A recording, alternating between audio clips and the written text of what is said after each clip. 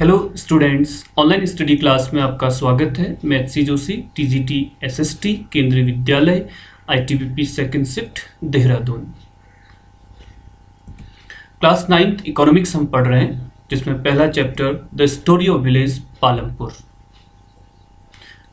पिछले वीडियो में हमने पढ़ा overview, introduction and organisation of production.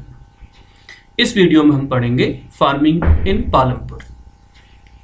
Farming in Palampur is based on following factors. Land is fixed. Is there a way one can grow more from the same land? Yes, by multiple cropping and modern farming. Will the land sustain? Distribution of land. Who will provide the labor? The capital needed in farming. Sale of surplus farm products.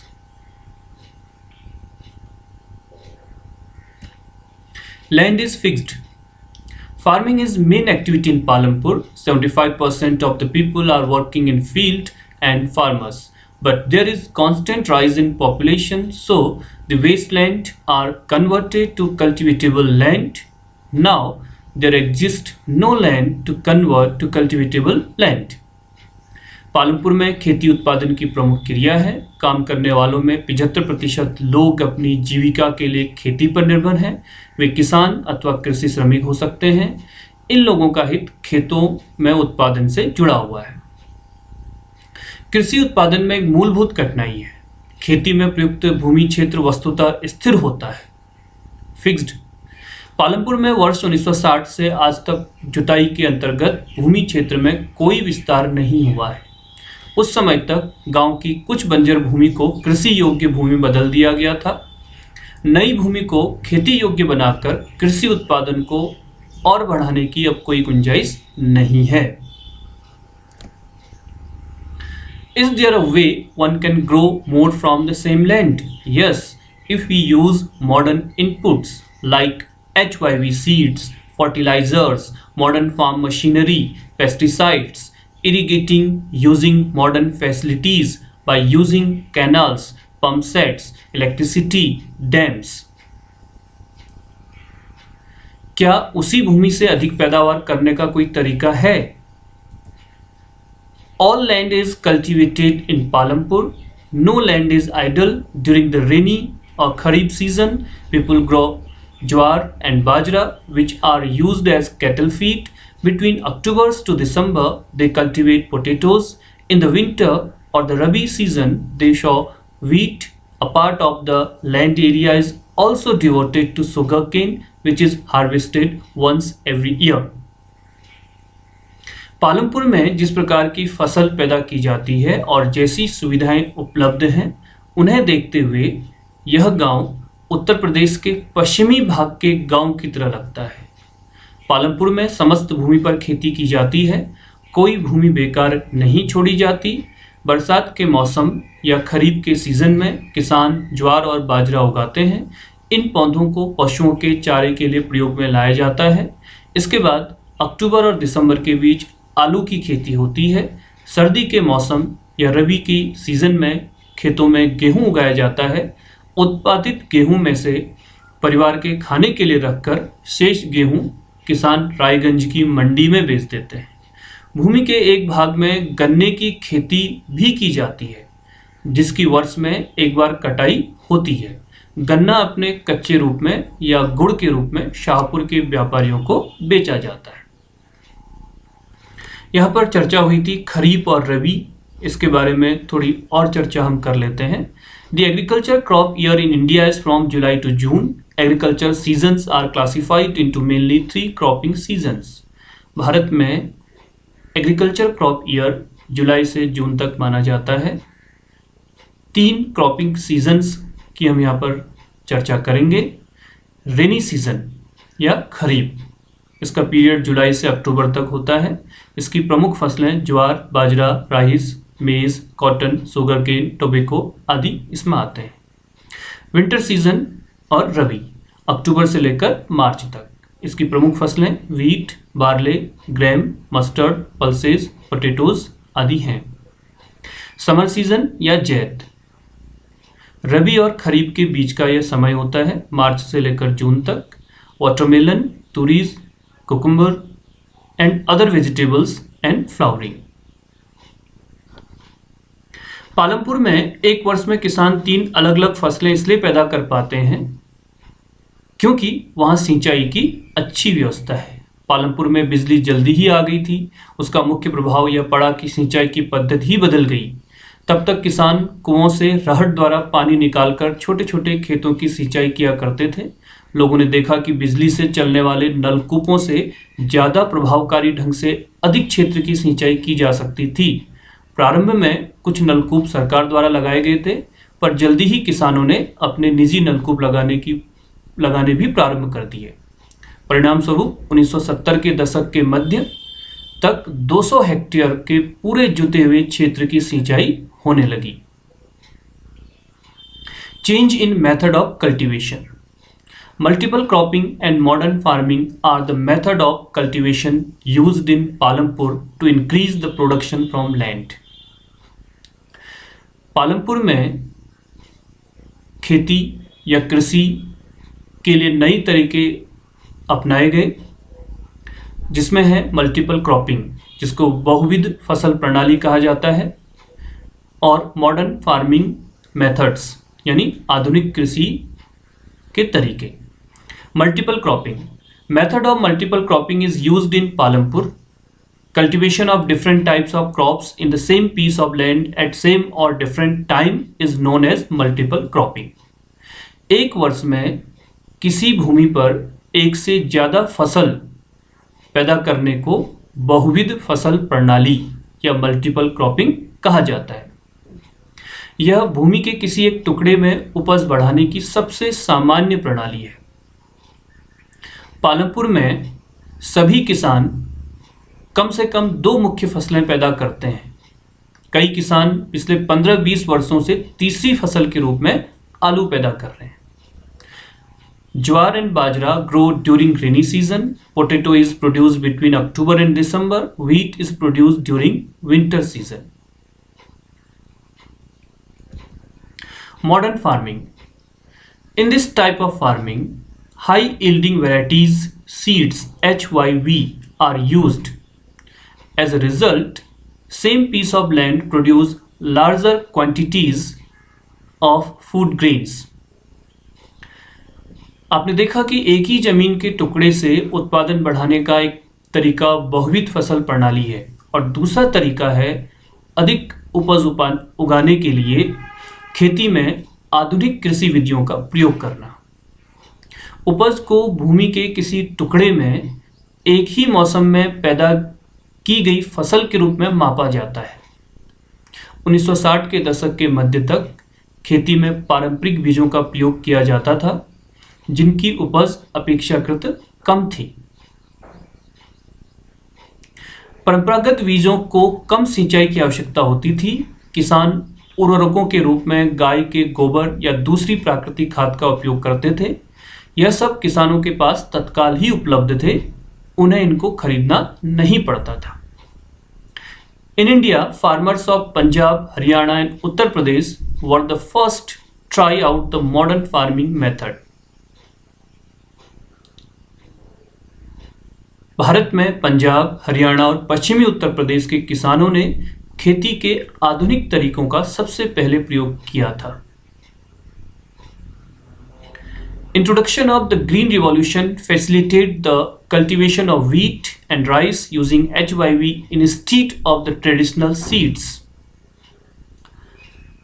The HYVs are capable of producing more amount of grain on one plant. इन क्षेत्रों में किसानों ने खेती में सिंचाई के लिए नलकूप और HYV बीजों, रासायनिक उर्वरकों तथा कीटनाशकों का प्रयोग किया। उनमें से कुछ ने ट्रैक्टर और फसल बोने के लिए मशीनें खरीदी, जिसने जुताई और कटाई के काम को तेज कर दिया। उन्हें इनसे गेहूं की ज़्यादा पैदावार प्राप्त हुई। 1960 के दशक के अंत में हरित क्रांति ने भारतीय किसानों को अधिक उपज वाले बीजों HYV के द्वारा गेहूं और चावल की खेती करने के तरीके सिखाए। परंपरागत बीजों की तुलना में HYV बीजों से एक ही पौधे से ज़्यादा मात्रा में अनाज पैदा होने की आशा थी। इसके परिणाम स्वरूप जमीन के उसी टुकड़े में पहले की अपेक्षा कहीं अधिक अनाज की मात्रा पैदा होने लगी। Green Revolution. Due to change of method of cultivation in the late 1960s, productivity of land has increased substantially, which is known as Green Revolution. Large increase in crop yields leading to record food production started in our country from 1960 onwards and marked a turning point in Indian agriculture, which has led to green revolution in our country. Overuse of fertilizers, pesticides and water is resulting into land degradation. The farmers in Punjab are facing these problems. Green revolution या हरित क्रांति के बाद देश में अनाज का उत्पादन काफ़ी बढ़ गया, परंतु फर्टिलाइज़र और पेस्टिसाइड्स का अधिक उपयोग करने से भूमि निम्नीकरण की समस्या भी पैदा हो गई। Will the land sustain?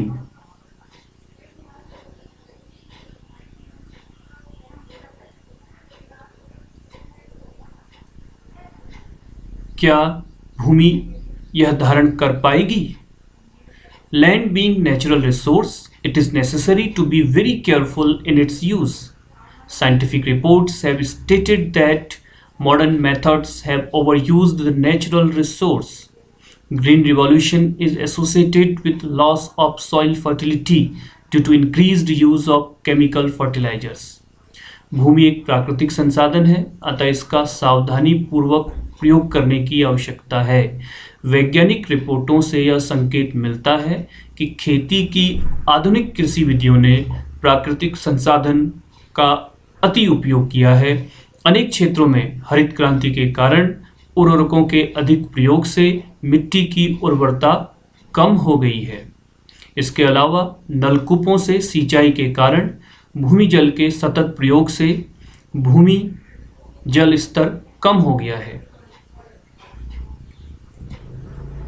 Distribution of land. Palampur के किसानों में भूमि किस प्रकार वितरित है? इन Palampur about 1/3 of the 450 families are landless, that is 150 families.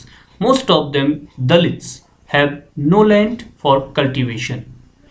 Palampur में 450 परिवारों में से लगभग 1/3 अर्थात 150 परिवारों के पास खेती के लिए भूमि नहीं है, जो अधिकांश दलित हैं। Of remaining families who own land, 240 families cultivate less than 2 hectares of land, which doesn't give much profit. बाकी परिवारों में से 240 परिवार जिनके पास भूमि है, 2 हेक्टेयर से कम क्षेत्रफल वाले छोटे भूमि के टुकड़ों पर वो खेती करते हैं। भूमि के ऐसे टुकड़ों पर खेती करने से किसानों के परिवारों को पर्याप्त आमदनी नहीं होती। A few of the large farmers have land extending over 10 hectares or more. Palampur में कुछ मझले और बड़े किसान के 60 परिवार हैं जो 2 हेक्टेयर से अधिक भूमि पर खेती करते हैं। कुछ बड़े किसानों के पास 10 हेक्टेयर या इससे अधिक भूमि है। Who will provide the labor? श्रम की व्यवस्था कौन करेगा? After land, labor is next most necessary factor in agriculture. भूमि के पश्चात श्रम उत्पादन का दूसरा आवश्यक कारक है। Small farmers along their families cultivate their own fields, thus cutting cost of labor. खेती में बहुत ज़्यादा परिश्रम की आवश्यकता होती है। छोटे किसान अपने परिवारों के साथ अपने खेतों में स्वयं काम करते हैं। इस तरह वे खेती के लिए आवश्यक श्रम की व्यवस्था स्वयं ही करते हैं। Medium and large farmers hire farm labour to work on their fields. Farm labourers come from landless farmers और फार्मर्स कल्टिवेटिंग स्मॉल फील्ड्स। मझले और बड़े किसान अपने खेतों में काम करने के लिए दूसरे श्रमिकों को किराए पर लगाते हैं। Dala and Ramkali are among the poorest native of the village. दाला और रामकली के बीच यहाँ पर एक बातचीत दिखाई गई है। दाला और रामकली गांव के सबसे निर्धन नागरिकों में से एक हैं। डाला पालमपुर में दैनिक मजदूरी पर काम करने वाला एक भूमिहीन श्रमिक है। इसका मतलब है कि उसे लगातार काम ढूंढते रहना पड़ता है। सरकार द्वारा खेतों में काम करने वाले श्रमिकों के लिए एक दिन का न्यूनतम वेतन मार्च 2017 के अनुसार 300 रुपये निर्धारित है, लेकिन डाला को मात्र 160 रुपये ही मिलते हैं। पालमपुर में खेतीहर श्रमिकों में बहुत ज़्यादा कंपटीशन है, इसलिए लोग कम वेतन में भी काम करने को सहमत हो जाते हैं। डाला अपनी स्थिति के बारे में रामकली से शिकायत करता है, जो कि एक अन्य खेतीहर श्रमिक है। डाला और रामकली दोनों गांव के निर्धनतम व्यक्तियों में से हैं। The capital needed in farming, खेतों के लिए आवश्यक पूंजी। Huge capital is required in the method of modern farming. Small farmers have lack of capital. They borrow money from large farmers and money lenders at high rate of interest. There are three types of capital which are mostly used in any organization, that is working capital, fixed capital and human capital. हम ये पहले ही देख चुके हैं कि खेती के आधुनिक तरीकों के लिए बहुत अधिक पूंजी की आवश्यकता होती है, अतः अब किसानों को पहले की अपेक्षा ज़्यादा पैसा चाहिए। छोटे किसानों को पूंजी की व्यवस्था करने के लिए पैसा उधार लेना पड़ता है। वे बड़े किसानों से या गांव के शाहूकारों से या खेती के लिए विभिन्न आगतों की पूर्ति करने वाले व्यापारियों से कर्ज लेते हैं। ऐसे कर्जों पर ब्याज की दर बहुत ऊंची होती है। कर्ज चुकाने के लिए उन्हें बहुत कष्ट सहने पड़ते हैं। एक केस स्टडी यहाँ पर हम डिस्कस करना चाहेंगे। सविता की ये कहानी है। सविता एक छोटी किसान है। वह अपनी 1 हेक्टेयर ज़मीन पर गेहूं पैदा करने की योजना बनाती है। बीज और कीटनाशकों के अतिरिक्त उसे पानी खरीदने और खेती के औजारों की मरम्मत करवाने के लिए नगद पैसों की आवश्यकता है। उसका अनुमान है कि कार्यशील पूंजी के रूप में ही उसे 3000 रुपये चाहिए। उसके पास पैसा नहीं है, इसलिए वह एक बड़े किसान तेजपाल सिंह से कर्ज लेने का निर्णय लेती है। तेजपाल सिंह सविता को 24% की दर पर 4 महीने के लिए कर्ज देने को तैयार हो जाता है, जो ब्याज की एक बहुत ऊंची दर है। सविता को यह भी वचन देना पड़ता है कि वह कटाई के मौसम में उसके खेतों में एक श्रमिक के रूप में 100 रुपये प्रतिदिन पर काम करेगी। आप भी कह सकते हैं कि यह मजदूरी बहुत कम है। सविता जानती है कि उसे अपने खेत की कटाई पूरी करने में बहुत मेहनत करनी पड़ेगी और उसके बाद तेजपाल के खेतों में श्रमिक की तरह काम करना होगा। कटाई का समय बहुत व्यस्त होता है। 3 बच्चों की मां के रूप में उस पर घर के कामों की भी बहुत जिम्मेदारी है। सविता इन कठोर शर्तों को मानने के लिए तैयार हो जाती है, क्योंकि उसे मालूम है कि छोटे किसानों को कर्ज मिलना बहुत कठिन है। छोटे किसानों के विपरीत जो मझले और बड़े किसानों को खेती से बचत होती है, इस तरह वे आवश्यक पूंजी की व्यवस्था कर लेते हैं। इन किसानों को बचत कैसे होती है, इसके बारे में हम आगे पढ़ेंगे। Selling of farm products. अधिशेष कृषि उत्पादों की बिक्री, जो सरप्लस प्रोडक्ट है, उसको बेच दिया जाता है। Surplus products are sold to medium of large farmers by the small farmers. छोटे किसानों के द्वारा जो सरप्लस प्रोडक्ट्स होता है उसे मझले और बड़े किसानों को बेच दिया जाता है।